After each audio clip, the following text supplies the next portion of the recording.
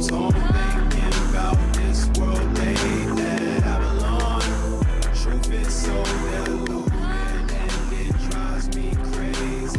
Babylon, this lost world is so hopeless. Babylon, Jesus Christ, that's where hope is. Babylon, no matter what they say. So, a couple of weeks ago, Doug Wilson was on a question and answer panel with Scott Herndon up in Idaho, dealing with abortion legislation and, in particular, the equal justice bill that they're putting forward. And Doug Wilson said something real interesting and asked a question. And it's something that I hear quite often from people, so I thought I would address it real quick. So I'll be playing sections of this video and giving my comments to it. Before I start though, I do want to show some gratitude and appreciation to Doug Wilson and the guys in Moscow in particular, because they actually do engage with us. They engage with the content of what we're saying, and they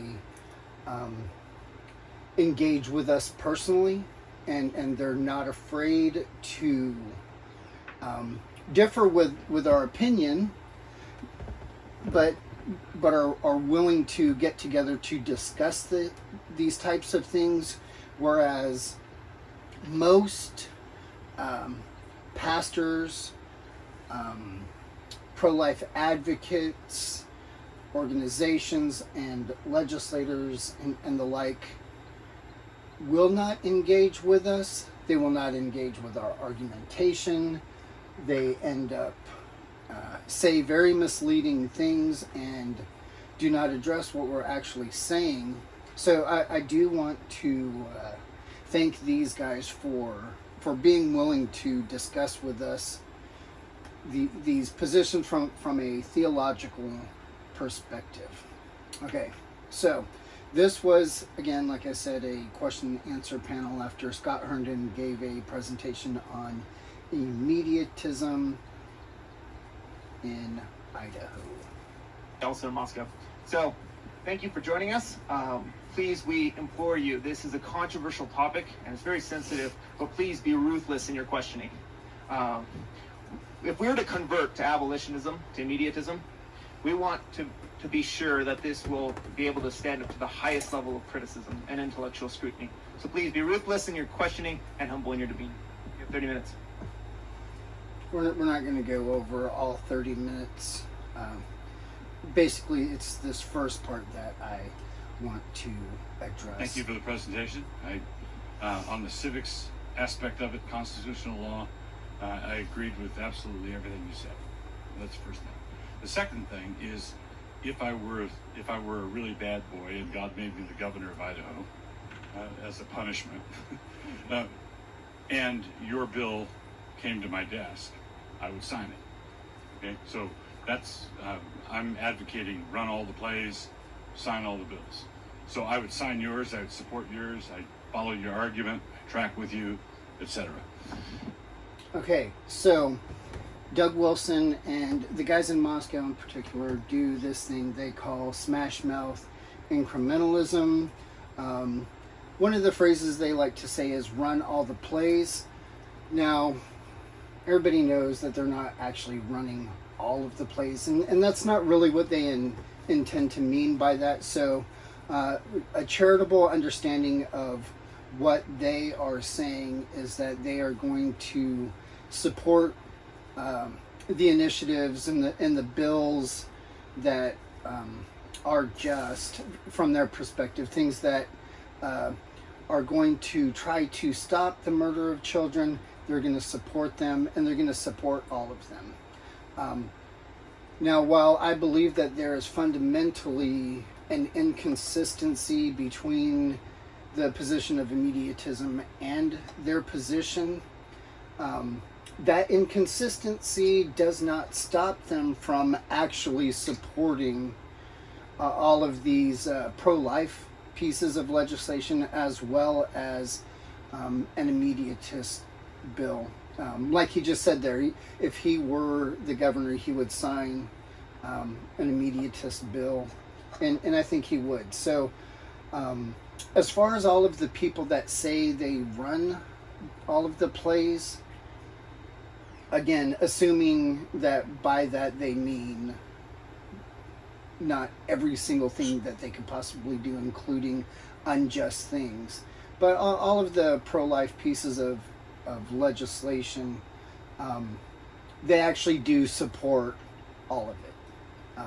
Unlike other organizations and other people who would make claims that they would support everything, don't actually support everything and try to kill bills or come out in opposition to bills of equal justice. So again, I would want him to thank him for being honest and doing what he is saying he's going to do, even if it's inconsistent.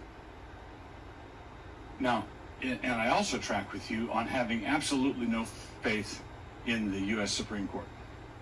I also, where pro-lifers have been laboring tirelessly for years, but I also have even less faith in the Idaho legislature, where you are laboring. Right? In other words, I think a lot of people are yelling up the wrong rain spout with the Supreme Court, and they're yelling up the wrong rain spout with the Idaho legislature. So now, it's interesting that he talks about these two dichotomies with the legislator and the Supreme Court. It's more than just not trusting the Supreme Court. What it is saying that the Supreme Court does not have the authority to make a decision on this in particular. It's more than they are just wrong and not having faith in the Supreme Court system or the strategy itself of appointing presidents that will, or voting for presidents that will appoint Supreme Court justices in the hopes that they will overturn Roe versus Wade. It's more than just a lack of faith in that strategy. It's a failed strategy. And it's more than just a lack of faith in the court itself. It's just recognizing the authority of the court versus what the court does not have legitimate authority over. Which is different than, again, not trusting in the legislature, which the more that I'm involved with that, the more wicked and deceitful the process behind the scenes seems. It's more than just that as well. It's a matter of getting behind and advocating the establishment and maintenance of justice. But that's really neither here nor there to the purpose of this video. Question, and this is, I'll bring down to the first question. It seems to me that what I call it, my position is smash mouth incrementalism, where you don't forget what the goal is. The goal is the eradication of all human abortion, period. Right? So in that sense, I'm an abolitionist, because you never want to forget the end. This is what we're laboring for. We don't give up until we're done. So that's the abolitionist side of me. The incrementalist side of me says that incrementalism is a necessity. It's either going to be okay, so I think this is where we start to differ, and some of it has to deal with definitions. So if by abolitionism he means just the eradication of the practice of child sacrifice, then sure, he's an abolitionist because the the end goal of what he wants is the abolishment of abortion. But I don't really think that that is how we are using the term abolitionism. And the goal is less about the eradication of abortion or child sacrifice. Now we want that, and that happens, but it's about establishing justice, maintaining justice, which is different than what a lot of pro-life people mean when they say they want to abolish abortion, which is something that they are trying to now co-opt that language because of the progression of the abolitionist movement. So I would make a little bit of a distinction on it's not the end goal that makes him an abolitionist, unless he's defining abolitionism as, you know, the end goal product of, like what he said, the end goal of eradicating abortion in our country. Now he's going to go on to talk about that in comparison to incrementalism. So this is what he has to say. Gestation period incrementalism, heartbeat, pain capable, it's going to be that kind of incrementalism, or it's going to be geographical incrementalism. Okay, so I think he makes an important distinction here, but it brings us to really what I wanted to talk about today, which is definitions, right? Yes, if we are using the broadest term understanding of incrementalism, there is nobody that would argue that steps are not taken or are even necessary, as in his words, to what we are all doing. But within the context of abortion legislation strategy in particular, that is not what is intended by the word incrementalist or incrementalism.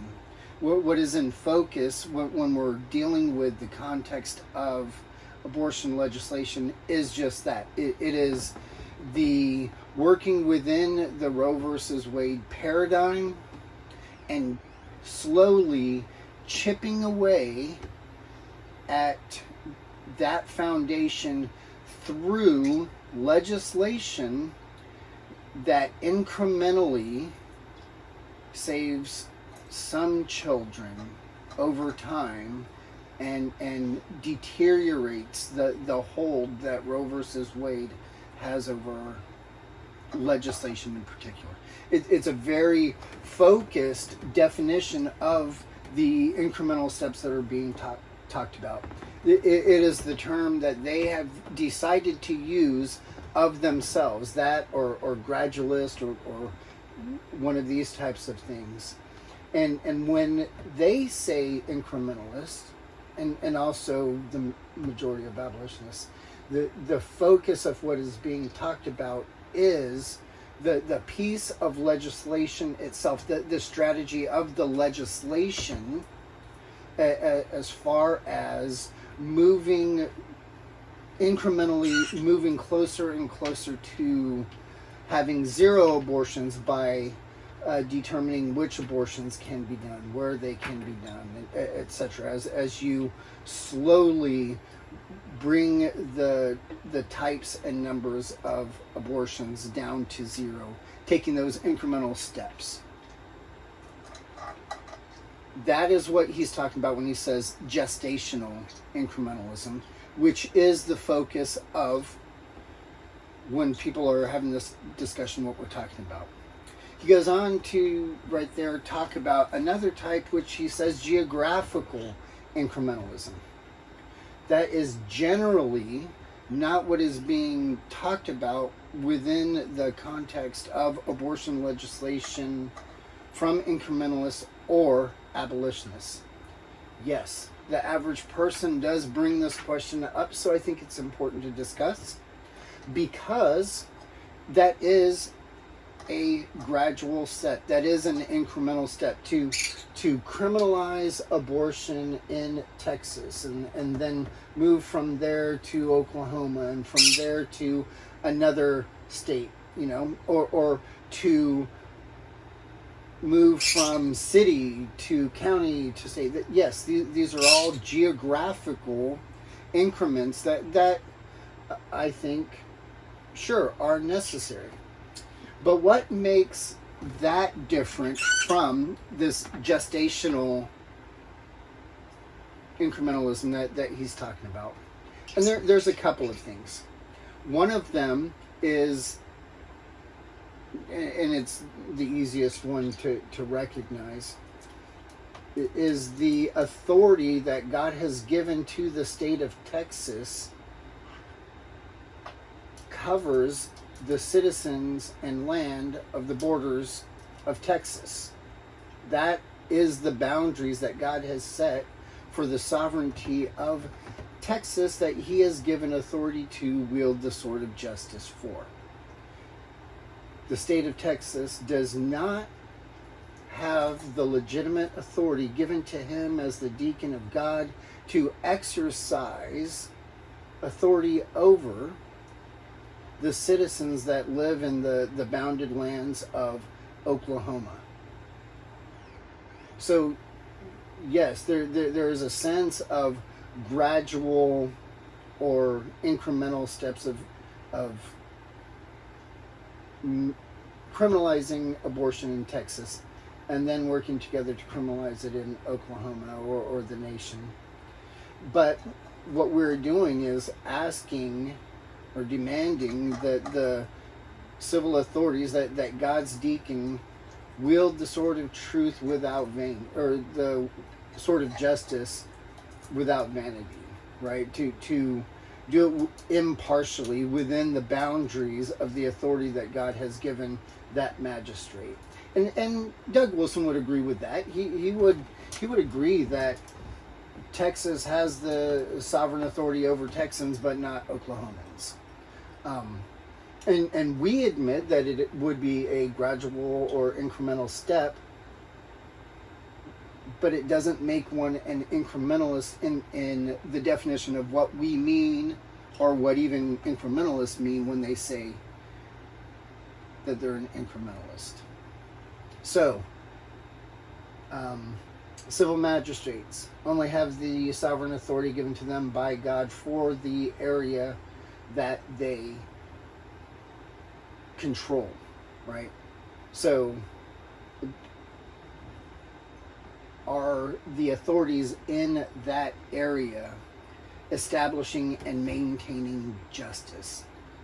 That's what we're pushing on all of these fronts, right? We're asking and demanding from the authorities to judge impartially. So is that an incremental step? Sure. But it is not what is part of the definition of what we mean when we say immediatist and incrementalist. So let's not get tripped up on those definitions. I have friends that believe in the 5 tenets of abolitionism, but don't like to use the term abolitionist over incrementalist for this reason in particular. Now, I think that's dumb, but let's not equivocate when we're talking about this one thing in particular, and move to the broader and legitimate definition.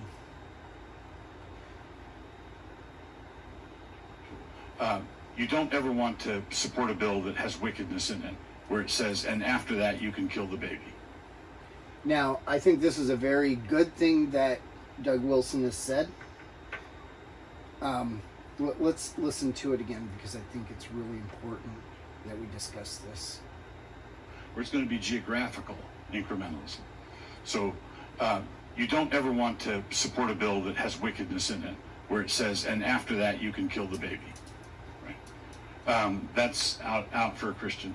But Okay, he says it is out for a Christian to support a bill that says that if you do these things, then you can kill a baby.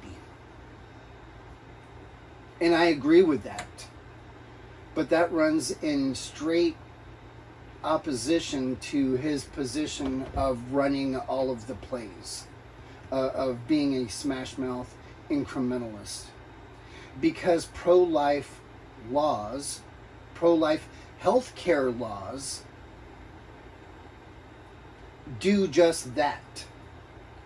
They are designed in such a way to sanction the unjust killing of a human as long as the homicidal act is committed in a way prescribed by the state.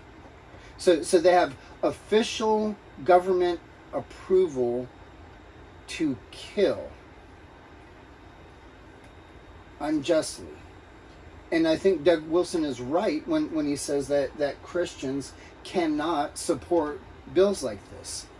In every single state, a woman can kill her own preborn child for any reason that she wants to, by any method, and it is not going to be considered criminal homicide for her.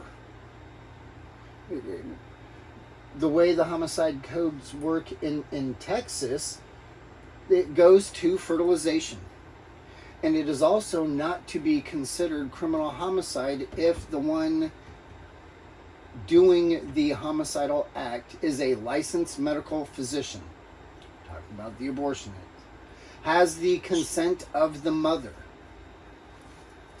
And he is performing a lawful medical procedure that has the intended result of the death of the unborn child. That exception to the homicide codes is saying that it is not criminal homicide if the doctor performs an abortion according to the health care laws that are written by pro-life legislators. Those are the things that define what a lawful medical procedure that has the intended result of the death of the child, so that the doctor is not charged with criminal homicide. So when you have a heartbeat bill, it is not for the mother. The mother can, let's say a heartbeat bill is written, passed in Texas. It beats the court stuff, and it is executed by the governor. Goes into effect, and a woman kills a 16-week-old baby. Now the doctor has now gone outside of performing a lawful medical procedure that has the intended result, the death of the child, to performing one that is not lawful. How do we know? Because the heartbeat bill is what's used to define that lawful medical procedure, because he does not abide by the regulations put forward by the pro-life legislators. He falls outside of that and can now be charged with crime. The woman, however, can kill that baby without fear of prosecution of criminal homicide. But that heartbeat bill defines for the doctor what he has to do in order for the state to give official approval for his action in killing that child. And according to Doug Wilson right there, a Christian cannot support that. And I agree with him. Which is why his previous statement of running all the plays cannot happen. It is because of that statement in particular. You cannot support an unjust law that shows partiality to some humans over other humans. You cannot support a law that sanctions the unjust killing of a human, which is what pro-life laws do. They give official government approval and permission to commit that act.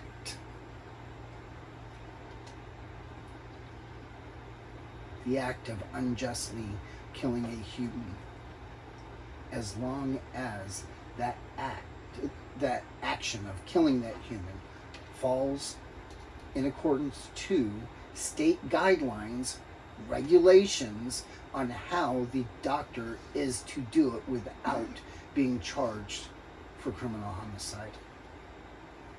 So I hope you think through some of the implications of what we're saying. Because we agree with Doug Wilson on this, and I would really enjoy engaging with him on the implications of that. Introducing a bill in the Idaho legislature says that, and if you had the bad luck to be conceived in Washington state, too bad. Right? That's geographical incrementalism because you're starting in Idaho. Right? How would you respond to the claim that incrementalism of some sort is baked into this problem that we have? So I think I've addressed that question. We agree that it's not overnightism, that there are incremental steps that are to be taken, and that's good. We're not against incremental steps. What we are against are unjust incremental steps. Incremental steps that show partiality. Incremental steps that do exactly what he said, that show partiality for some humans over other humans, with the intention of saving some of those humans. I'm going to be as generous as possible and charitable as possible and say that the legislator that writes that, and for sure the people that are supporting it, have the good intention of wanting to save some children. Okay? That's not what I'm arguing against. I'm saying that action of itself is unjust. That the ends of possibly saving a human child does not justify the means of using unjust means to do that, which is what Doug Wilson had said earlier.